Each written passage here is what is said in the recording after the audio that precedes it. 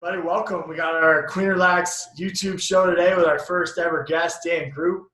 Groot, thanks for joining us. We're super excited to have what I think is one of the best D-middies of all time in the MLL. Also a two-way midi. Played at Maryland, was an All-American.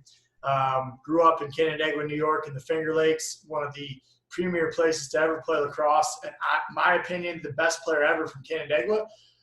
Not the Finger Lakes. That would be Brice Queener or Mike Manley. But, I kid because Penn Yan and Canandaigua are huge rivals. But, Groot, thanks a lot for joining the show. Hey, man, I'm glad to be here.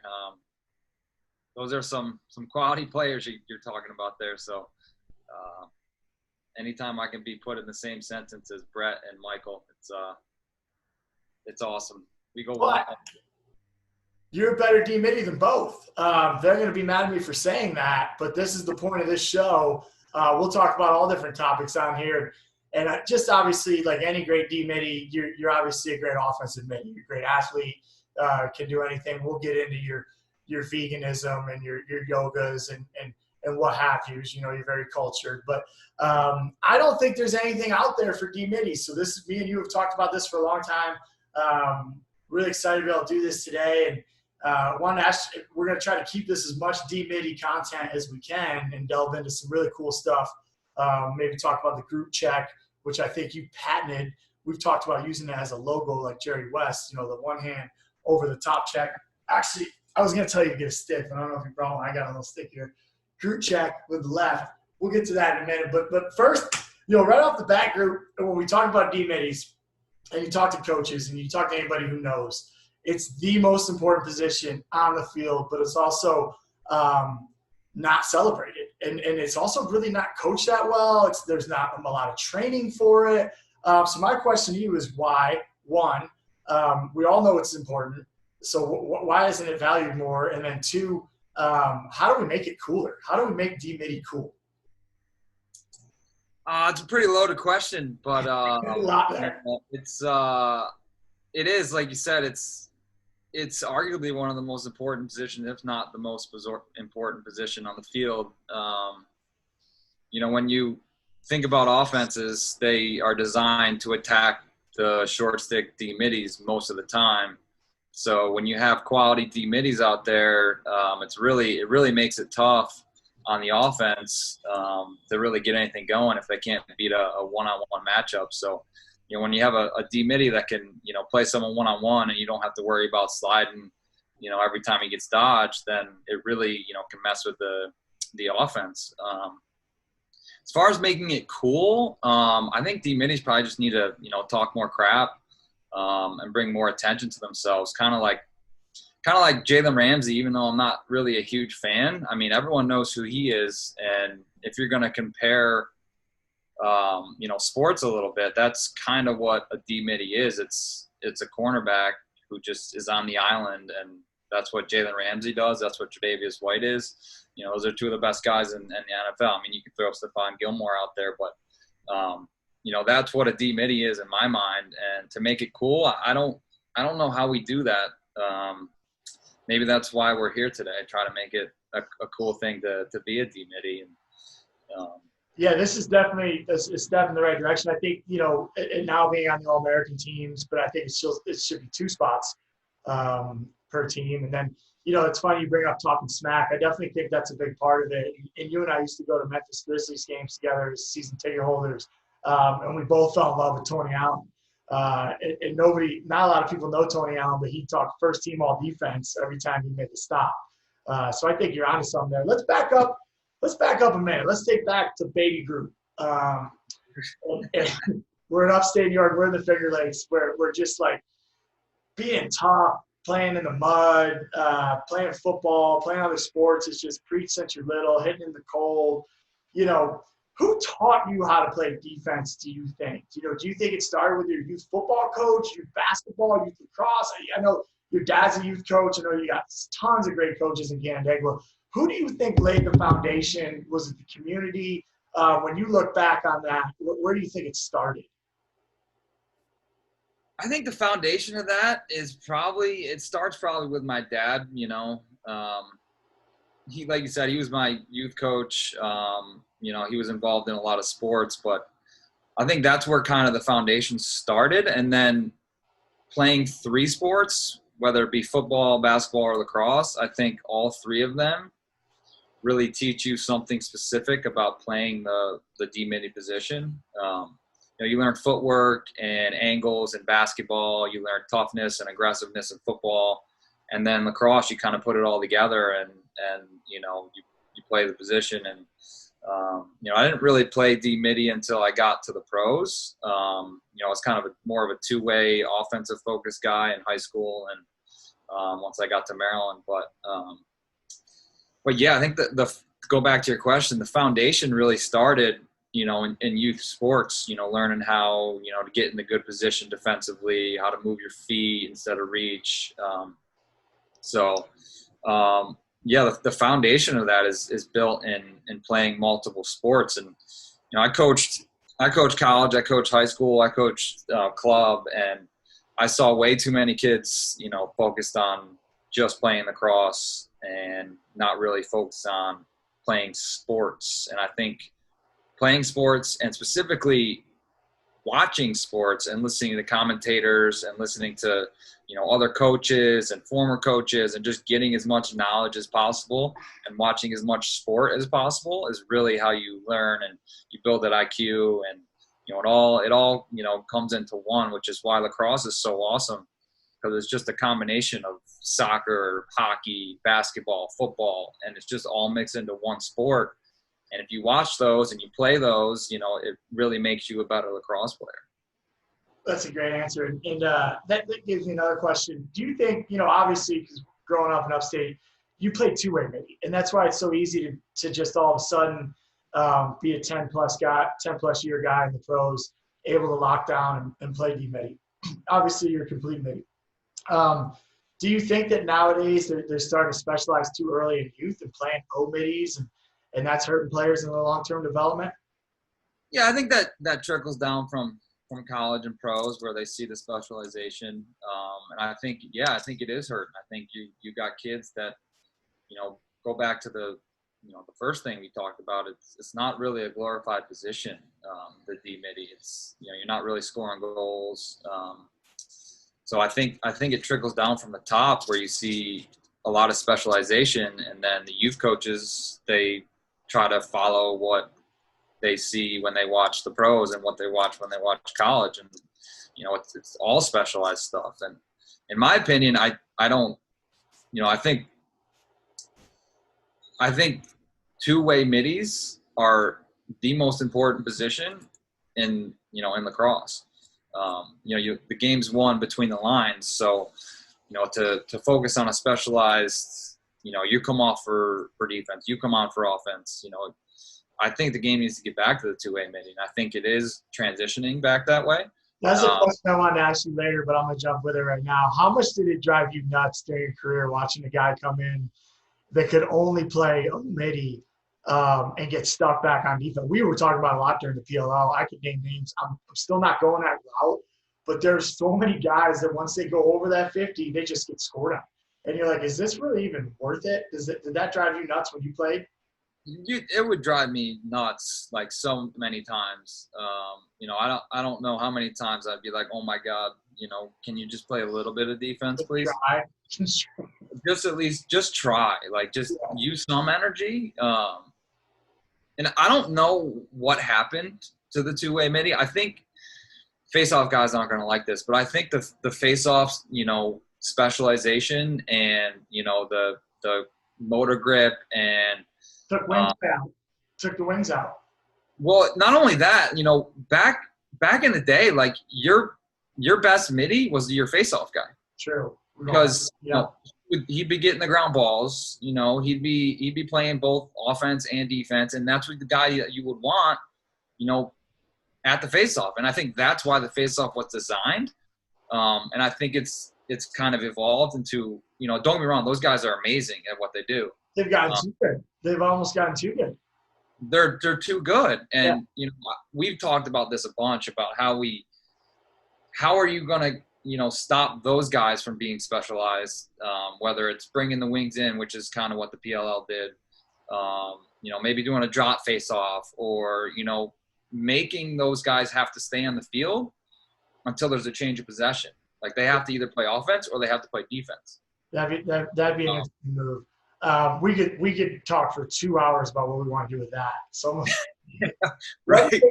Kind of got on a tangent there, but well, it's a big one. It's a big one, and I know we've had many long conversations about that one. Let me get back to the DMID mindset, and obviously I keep saying this, but really it's MIDI. But we're focusing on the DMID side for today's show, and the DMID mindset. You are honestly, if people can't tell already, you're one of the nicest people I've ever met. And it used to drive me nuts because when I want to get mad at you, when we were playing pickup hoops, when you were still in the league and I was trying to get back in the league, and we were playing 2-on-2 to 100, that's a little bit of the mindset right there. 2-on-2 basketball, 4-court to 100.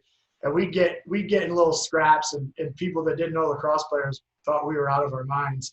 And we were like, this is just normal. We're just playing. We weren't really doing anything. That was like just kind of normal. A little pitter pat. Charlie's probably listening, so you know who we're talking about, Charlie. But walk me through the DMID mindset. I really think it's one of the most important things about the position.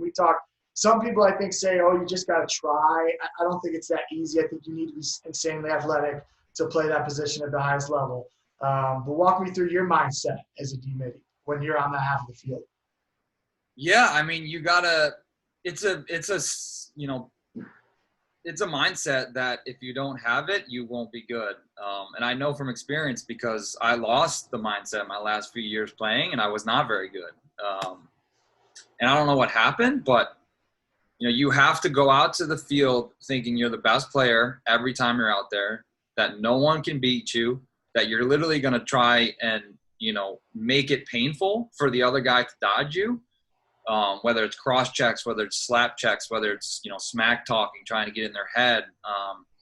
You mentioned Tony Allen, previously, guys that, are all-time trash talkers, that there's a reason they get in the opponent's head, and any edge that you can get as a DMIDI, you need it, because you got guys like Paul Rabel, you got guys like Drew Snyder, who's out of control quick and can shoot right and left and roll dodges, and Rabel will just split dodge you at 6'4", 250, whatever he is. Like, that used to be able to do that.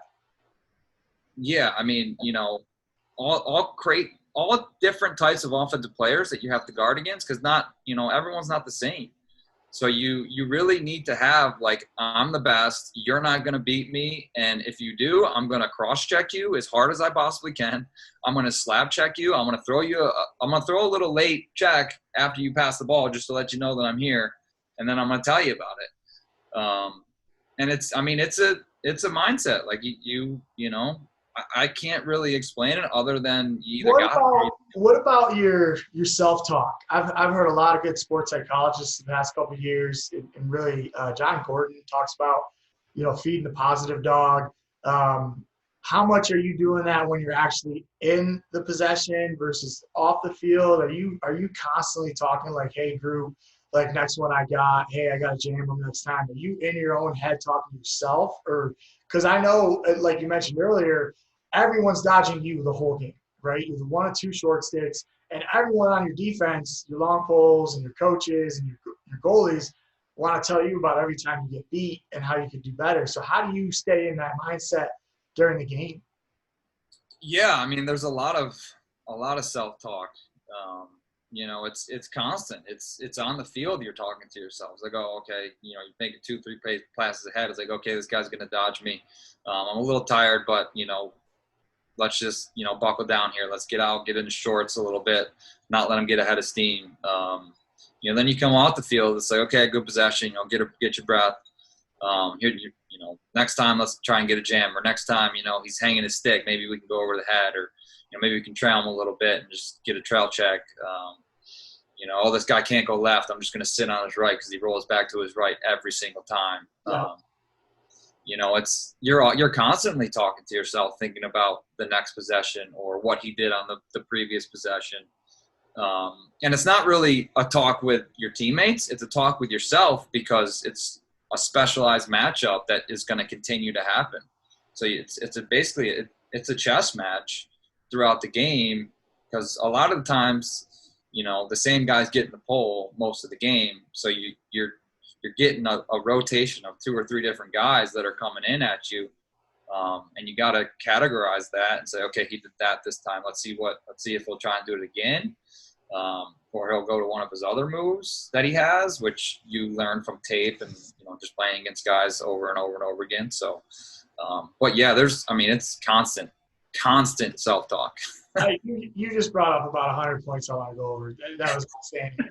So that's why we're doing this. But so many people, when Bill Tierney split the field in half, we started sliding from the crease and we filled from the backside. We got down either, your 2 sides and things like that. We'll go back and talk about this. But, so many people started just being like, you got to take away a side. And you just mentioned like, hey, do you figure out that guy can't go the one way? And that's one of the things I picked up on, what the elite D-middies, they don't necessarily just take a side away. Right? Can you walk me through that? Like, let's say I'm your matchup and I'm all right. I got a little bit of left, but I'm all right. Are you just going to give me that right side all the time? No, it depends really. You got to listen to your coaches. But, the input to them about, all right-handed guys, it helps. If he's, setting up in the top, if we're looking out from the goal, if he's up in the top left and, they know our defensive strategy is to force guys down the side, slide from the crease and get it through X, and press the X. But, if I know that the right hand is his strong hand, I'm going to shade, my right foot with his right shoulder, and if he still wants to get down the side, then he can. But like, I know that by shading him, I'm really taking away his options.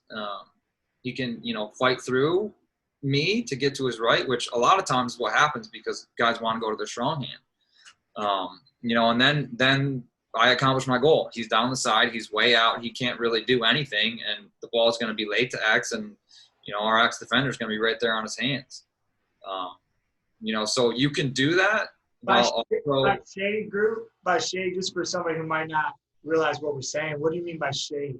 You get up in their path, like you talked about angles earlier, like you actually take that angle away. And I was talking about shoulder, kind of getting above the shoulder. Is that what you're talking about, shade? Yeah, what I talk about as shading is when I approach, I'll approach to his strong hand side, and I'll shade, his right hand with my body. Like I'll line up my right foot with his right shoulder, and that way I'm shaded to his right strong hand as I approach. Perfect. So he's got to go through you. Yeah, so he's either got to through me, around me, or to his weak hand. And in all 3 of those cases, I'm winning. So let's go back to a approach. I want to break it down from real simple perspective. And let's say the team's subbing their middies and you're in the hole. We're matched up. 6-on-6 is coming. We know the last middy's coming in. Let's say it's Kyle Dixon. Guy who's never seen a short stick in his life, and all of a sudden he's got Groot. And he's at the 50, the football 50, and he's going to get a 50-yard sprint at you, or I'm not great at math, 40 or 30, whatever it is. Are you waiting at the box? Because I know so many coaches want their deep middies to stand there, planted at the box, and that can work with their system if their package is just built for that guy to get beat. But do you walk me through your approach in that scenario? So you're restraining line, ball's coming in from the 50. It's a downhill dodger who's got both hands. Are you waiting at the restraining line? Are you going out? What are you doing? Yeah, I'm definitely going to go out and meet him. There's no way in hell I'm waiting at the restraining line for Kyle Dixon. That guy's a beast. Well, and let's say you can get him. All right, let's say best case. And that was, to me, one of the most interesting things I picked up early in the MLL. It's like none of these guys are staying in like you used to be taught because they can shoot 2-pointers over you. They can, you're just going to get beat. So let's say you get that jam. You talked earlier about being physical. I guess I'll ask you first, what's your preferred jam? Is it a heavy cross check, or are you more of a in tight guy, or do you hands together? And just for you high school kids at home, if you listen to this, just adapt. If we're saying heavy cross check, like you're allowed to do in the pro leagues, they're letting you do it more and more every year in high school and college, but you can still bring your hand. It's the same idea, a jam with your hands in, you just got to adjust the ref. So is the jam your preferred? Is it the heavy cross check, or would you rather just get a bump and run? Yeah, I mean, I like the heavy cross check, but at all costs, I need to push them off their path. So, when I first, got into league, like you said, I played for the Rattlers, and BJ O'Hara, he was the coach, and I remember him, putting me out at some DMID, and he was like, "Look, you got to get out to the guy. Don't wait for him, and at whatever you do, cross check. Like no matter what it is you do, make sure you get a cross check." And I was like, "Wow, I can actually cross check people," because I didn't know that. Yeah. So that's literally what I did. I would run out to guys. I would, play basketball defense by getting as tight to them as I possibly could, or thinking bump and run coverage as a cornerback in football. And that's what I would break down. I would, pretend I was playing defense in basketball, or I was playing cornerback in football, and then he would make his move, and I would cross check them as hard as I possibly could. Where's your go-to? And again, I'll bring this up because I jammed. We got taught to cross check and Penn Yan, but we got taught how to do it without getting called. So you can do this in high school and college. You watch college. The ACC DMIDs cross check the whole game.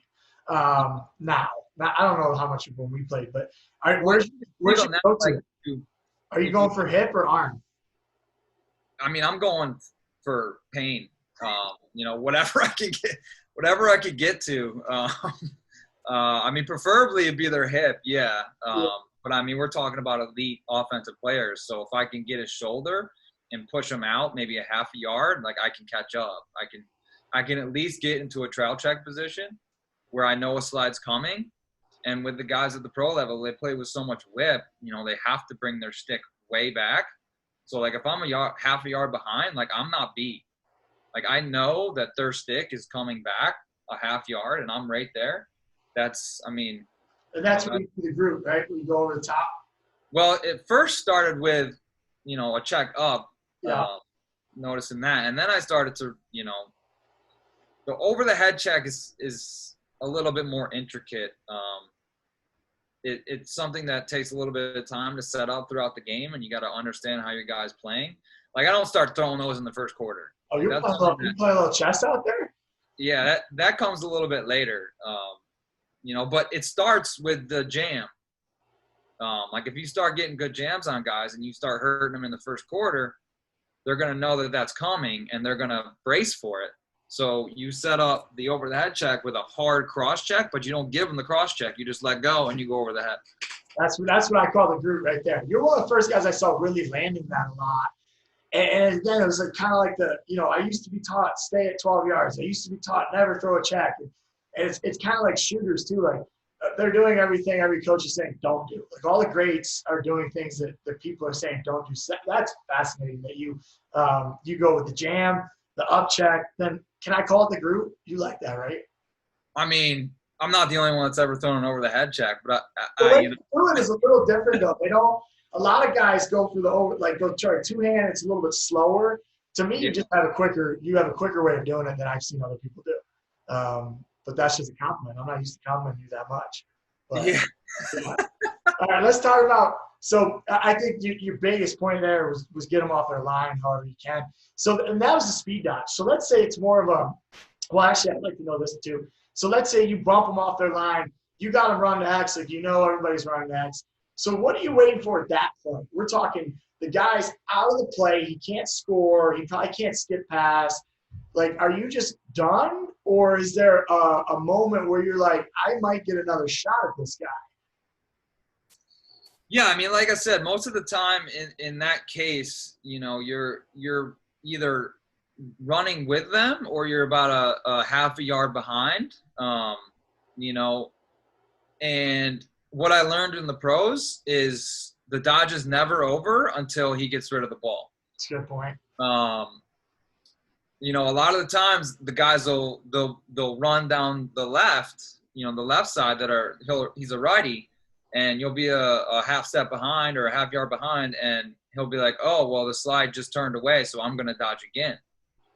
So you really have to be ready for that, and you really got to stay on the hip until they get rid of the ball. And then once they get rid of it, then you got to, get your ass back in the hole and get back in held position. But yeah, the dodge is never over until the ball is gone. And then when he does release it, what check are you using then? Are you going chop check for bottom hand to try to keep him away from you as much as possible and try to dodge the other D mid? Are you just getting in? You a nice guy, or you take that last check? It'll depend if I like the guy or if he was talking some crap, throughout the game. So that is real. If like that guy went to Maryland, you might not throw that extra check. No, that's not true. It just would depend on the situation, time of the game. Like if we needed a big stop or we needed like a momentum play, I might throw a heavy check. Yeah. If we're winning by like 5 or 6, I might just throw a small little poke. Maybe he'll throw it out of bounds. But also, it's happened to me before is when I've gone to throw those checks is when I'll get redodged because they're waiting on. Yeah, they're lifting their hands up. It's almost like a fake to a goalie. Like they're lifting their hands like they're throwing a fake, and you go to throw the heavy check, they're right into your hands, and you're screwed. So, I wouldn't really do that until I would also have to know, is the guy tired? Is he fresh? Did he just come out of the box? Like, does he redodge a lot? It really depends on who it is, what the situation is. But I wasn't a big chop check guy. I was more of a position cross check, small pokes just to try and get him to throw it out of bounds yeah, you gotta be careful going with the heavy chops because they'll get into your hands and redodge it, and then you're SOL there. Refs will throw that flag too. I always tell the younger guys though, I'm like, hey, if you can get one, it's like, when they let a time room shot go or they make a lazy pass, like the refs give you one on the bottom hand before they tell you like, hey, 88, like enough, like that's the last one. You used to throw wood, dude. You have maybe one of the heaviest slab checks I've ever seen. Well, I appreciate that. But yeah, Unterstein has a pretty heavy slap. Well, this is who I was talking to about. I'd love to get him on here too. He said to me one time, I forget if he hit me or I hit him, but we were chirping, subbing. And I played with his older brother as a rookie in Rochester. What a great family. I love those guys. But we kind of met up after the game. He's like, why are you such a jerk? And I'm like, why are you such a jerk? And he's like, because everyone dodges me the whole game. And if I'm not a jerk, I'm going to get dodged. And then I get beat, and then I might not be in the next game. Right? So, like, you got to have that mindset we were talking about, which was, all right, let's go from up top behind the goal. And actually, one of the first times I saw you play in the MLL, you got matched up with Junior back there. And I've had to guard Junior. It's actually a lot of fun, I think. No, it's not fun. He's ridiculous. You don't like it? I hate every second of it. You hated it? Hate it. Hate it? Well, I thought it was he's made me look terrible about at least 5 times. Well, that's one of the reasons I kind of liked it, because I'm like, if you get beat, it doesn't matter. You're guarding one of the arguably the greatest player ever, one of the greatest, him, Gary, or I don't know who else. Yeah, he's right up there. It's hard to argue. So if he scores 90, but you mentioned a little bit earlier about your stance. That's when I really noticed how you would get down and angle and get on their hips. And behind angles are so much more important. You can't. It's the opposite of the run and chase we were talking about with the top dodge. So what's your mindset behind lower angles and stuff? And you just do a really good job of kind of getting into their body and moving your body that way, but not overcommitting. Yeah, I mean, it's kind of the same, approach style. It really just depends on the guy. Like with Junior, he's heavy left. So you basically got to just play his entire left side and even double shade, it's like, okay, you're gonna go left. But, when you're playing at X, getting the hips and pushing them away from the goal is really the goal. Yeah. If they get ahead of steam and they get, north-south, it's going to be really hard for you. If you can push them east-west, that's where you can gain some advantage. So you're trying to hold ground back there or make plays? What's your thought on that? Back there, I'm trying to make plays, or I'm sorry, hold ground. That's what I mean. Yeah. You know, once I get to the goal line, that's where I think plays can be made. A lot of coaches, you know, don't want you to throw checks at goal line, or but I like to throw over the head check at goal line because I know that that's when guys start to look up and start to get their hands up to try and make a feed. So my goal was either to get that check kind of later in the game, or to beat them to the spot and force them underneath where I know that a slide is coming. And I was fortunate enough to play with Scotty Rogers, so if I could get a guy to turn underneath, I knew that he might come out and take someone's head off. So him and I kind of basically had a deal where I was like, look, if I get taken behind, I'm going to try and force a guy underneath. I'll roll them. Yeah, I can roll them. Just make sure you got my back. Because they don't like that. And that's one of the two things that pro goalies talk about all the time. It's like, don't give up twos. Don't let those guys dive at my feet. Yeah. I actually cross-checked you in the back one time into Scott Rogers' legs. I thought did. it was knee out. He didn't get hurt. Thank goodness. Great. Yeah, thank God. That was bad because that was a penalty. It was a penalty. They didn't call it. You beat me pretty good. I love that you talk about the chess match, though. See, I'm nerding out on this. And I actually I think we're in uncharted territory here. I don't think anyone has ever talked about DMID this long in their life. So I'm excited about this. But I love you talking about position, man. It is a fun position. We're making position. Yeah. If you have the mindset for it, it's really fun. Yeah. All right. Well, so we talked about a lot of the on-ball stuff. You were talking about your jams, getting them off the pad, setting up that checker later with some up checks. You know, I'm trying to keep the focus on you, but I was a chop checker. I never could do the group check. I'm 5'8". What are you, 6'1"? Yeah, I'm about 6 foot. Not quite 6'1". I gave you an extra inch. So, but the other stuff that goes with the position, the off ball, the two slide, the ground balls, and to me, one of the things I disliked about pro, and I pretty much liked everything, was that there's not as many ground balls because everybody's so good with their stick. But how do you just talking about making plays, it's a fun position. So talk to me a little bit about your off ball mentality. You know, it's really hard. You got huge shooters that can shoot the two. And so now it's not as easy as maybe college, but that's really where you can get your big hits. You can make some ground ball plays and you can get your transition going. Yeah, I mean, I think off ball is probably, as a DMID, even more important than maybe on ball, or equally as important. You know, because a lot of the times if you're not the matchup on ball, you're getting exploited off ball. And as far as, you know, making plays off ball, you just have to understand how offenses work. And I think that is something that I was fortunate enough to understand with playing, you know, offense in high school and college. You know, if you know that, let's say a team likes to dodge down the alley, kind of engage that slide from the crease defense, and then roll back and hit a follow midi, and you're the short stick covering that follow midi, because that's how they position it. It's usually the pull. They start the pull in the middle, and then they'll swap, and they'll, you know, get the pull to the other side and make the follow midi the guy that has a short stick. One, because you got to make that approach if that guy dodges. And two, you know, off-ball defense as a short stick midi, it's a lot harder because your stick's shorter. So you got to cover the space with, you know, your feet versus your stick and your feet. So, you know, let's say the guy dodges down the alley to the right and rolls back for a throwback. You know, that's something that you can see throughout the game. And you know that they're going to do it, and maybe the first couple times, you know, you let them get the roll back, and then you're there for the approach, and you're in good position to play defense. And then as the game goes on, you know, you realize, like, okay, this is what they're going to do.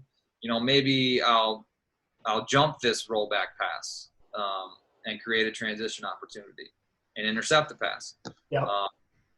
You know, and when you do that, you just have to, you know, let your other teammates know, because if you go to jump that throwback, then they can skip it across to the other midi. So that long pole's got to be ready for that skip on the backside. So you don't want to leave your defense hanging, because you can also get backdoored. So it's really something that you gotta. It comes back to that chess game. It's understanding how the offense works, knowing kind of what guys like to do when they do it, and try and figure out ways that you can make plays and create transition, as a short stick. I think I've seen Jake Bernhardt do that quite a few times, get some interceptions and create some transition, whether it's on a ground ball and ground balls are ground balls, right? It's your job, I guess, as a defensive player, when the ball is on the ground, it's your ball. You better kind get it out. It goes to that mindset. That's why, some of the best attackmen are some of the best ground ball guys.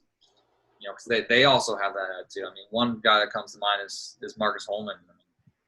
That dude rides his tail off. That guy, go after any ground ball, take any check. He's really fun to play with. But yeah, when that ball is on the ground, it's the mindset. It's like, that's mine. I don't care who you are. I don't care what's going on. I'm going to check you as hard as I can. I'm going to run you over. I'm going to run my face in there.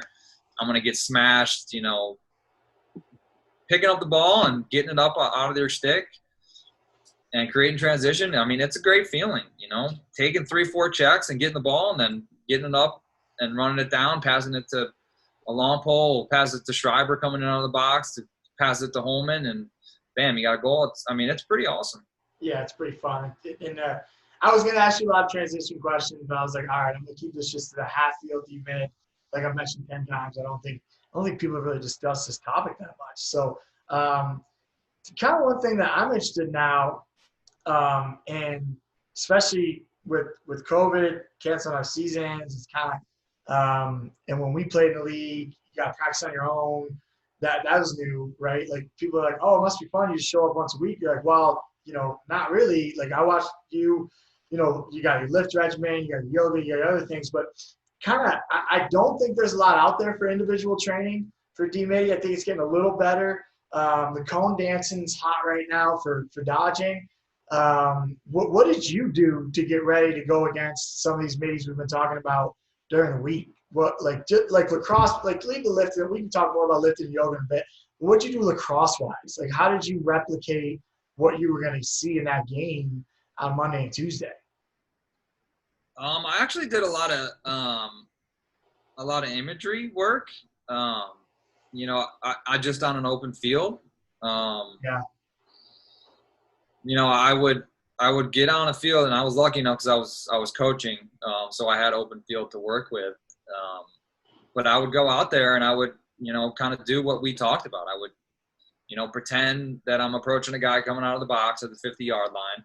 And whoever was playing that week, that's who I would picture in my mind, whether it be, the Outlaws or, Boston or whoever, who was on that team, who my potential matchups were going to be. And I would watch film, and then I'd go out to the field and I would imagine them dodging on me out of the 50-yard line. I'd put myself in that position, and I'd just do it on air. I'd throw a heavy cross check. I'd follow them down the alley. I'd, run 15 yards that way, and then, they take a shot or throws out of bounds, and I'd sprint all the way down the other end of the field. I think just using the mental part, because I think that's what really separates pros versus college is the mental part of it. So I would just use the mental game to help with my training. Lacrosse specifically, it would be, I'd run some cone drills, just, some stuff like that. But I would actually put myself on the field and get dodged. It's funny. We never trained together because we didn't, I mentioned earlier we lived together in Memphis, but I retired at that point, just coaching, but you were still playing. That's exactly what I did. But I'm also curious what other people did. I would start in the box and literally do that sprint that you're going to do in the game, heavy cross check, recover, slash the crease, pick up a ground ball, run to the other end.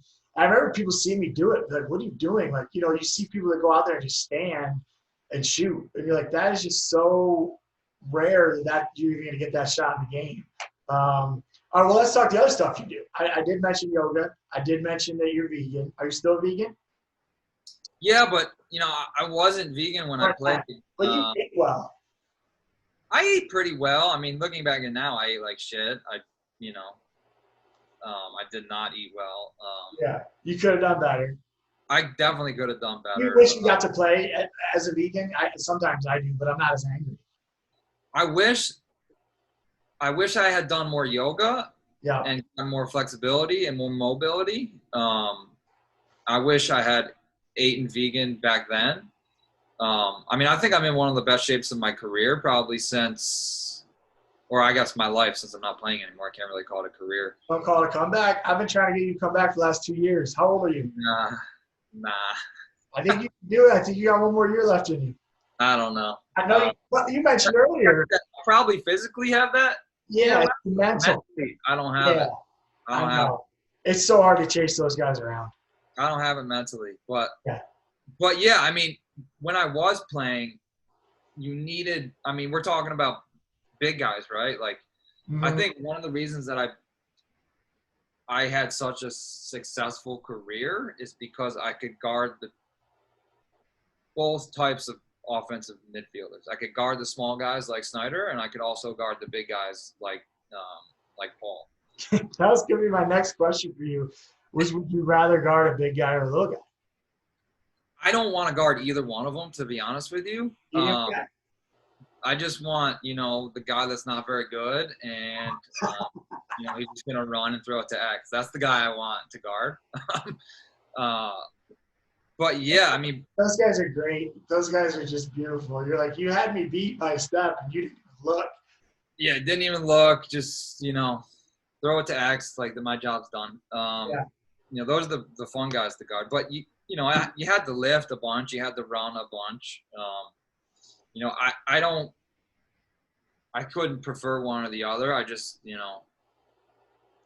I probably would take a big guy because quick guys are just. What they're going to do.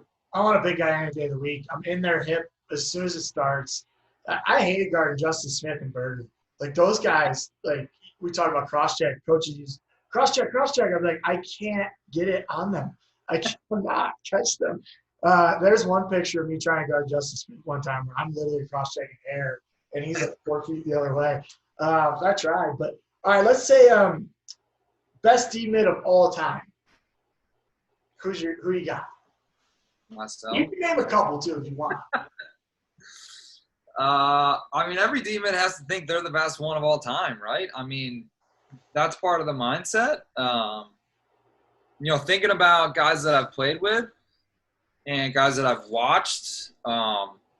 Older guys that come to mind is Chris Schiller. Yeah. I know he played for a very long time, and he was one of the best ever. Hopefully most people know who that is. They don't, but they should look him up. Yeah. Most recently, I played with Dominique Alexander and Jake Bernhardt. Like we were the 3 D-middies, and that was a really good combo between the 3 of us. Guys that I've watched recently that I really like. I mean, I really love watching Undertime play. I don't know how he's still doing it. Because he competes. Like, the mindset is out of control on that guy.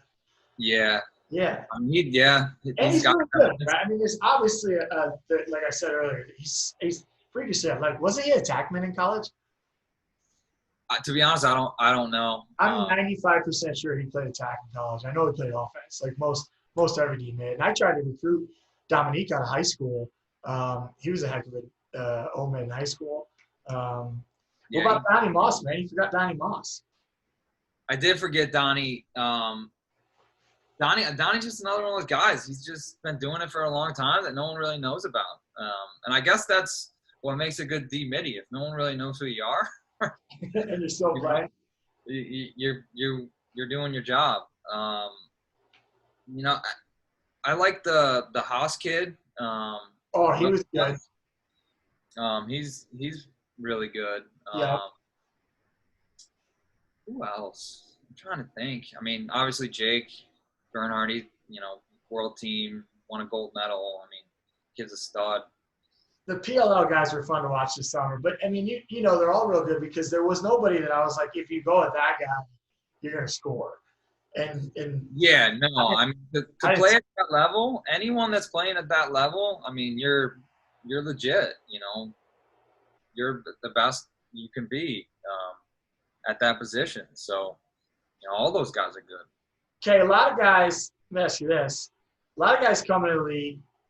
Coach says you're like BJ. You're an All-American in Maryland. You're scoring a game winner against Navy. Like you obviously, and you played offense in the pros, right? Like it's not like you can't do it. I would imagine you could go play offense tomorrow in a pro game. Like I would have enough faith that you could do well at that. How do you get the guys to buy into that though? Because I've seen so many guys come to the league and the coach is like, you're going to take a DMID run, and they just check out. Like they would rather get out of the league than even try to do it. Yeah, I don't understand that. For me, what happened was I saw it as an opportunity to play. Yeah. And that's all I wanted to do was to play. So if coach was like, this is how you're going to get on the field, I was like, okay, tell me what to do. Like, I'll do it. And then I just kind of got into that niche. And I really loved it. And I found a spot to play for a long time. It's a lot of fun, man. You got to travel around the country with your best friends and hang out with people. And what's your best advice you're going to give, let's say two-way mids, young kids, anybody, just best advice group, your 10-year-plus guy, how many people can say that? What's your best advice to give them? I don't really know. I mean, there's so many things I could say. The best thing I would say is to play other sports and watch other sports, because what separates good from great is IQ. Yeah. And I mean, you could be the best athlete on the field, but if you have no idea how an offense works, or you have no idea how a defense works, you're not going to be the best player on the field. I think IQ is the single greatest factor that separates good from great. So if you want to be great, you need to have a better IQ, and to get a better IQ, it's not just watching lacrosse all the time. You've got to watch other sports. You need to know how basketball defenses work, how football defenses work, how football offenses work, just all that stuff. Just take in sport as much as possible. That's great advice. All right, who you got winning the NBA championship? The NBA championship, the Lakers, of course. No one's taking down LeBron. Oh, I forgot how much you love LeBron. I want Jimmy Butler. We talk so much about mindset. LeBron's got a great mindset, obviously. Well, maybe Michael. I mean, MJ's mindset. Yeah, I still think Mike's better. Who do you think's better, Mike or LeBron? I mean, that debate's going on forever. If I had to pick in a draft and I had the number one pick out of any player ever in the NBA, I'm probably taking LeBron. LeBron. Okay. Well, that's where we differ. I'm just a little bit older than you.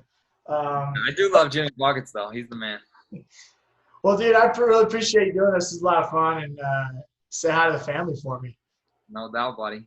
All right, bro. All right.